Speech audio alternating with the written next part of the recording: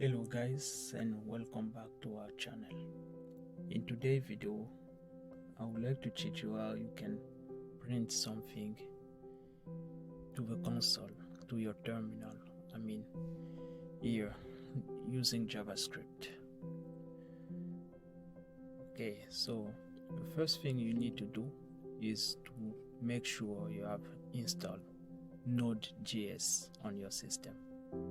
I'm using a Mac, so I've already installed it on my system. And then let's go to our VS Code and create a file, for example script.js, and then I will simply type console.log,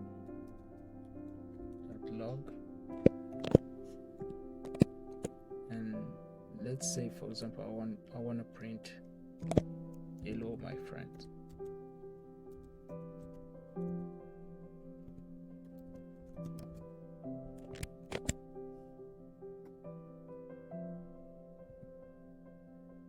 Yeah, I will put some space here.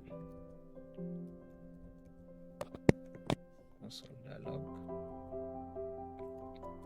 Now let's save it and let's go to our terminal, and now we need to run this command node and then the name of our file script.js. Voila, we have printed hello my friends.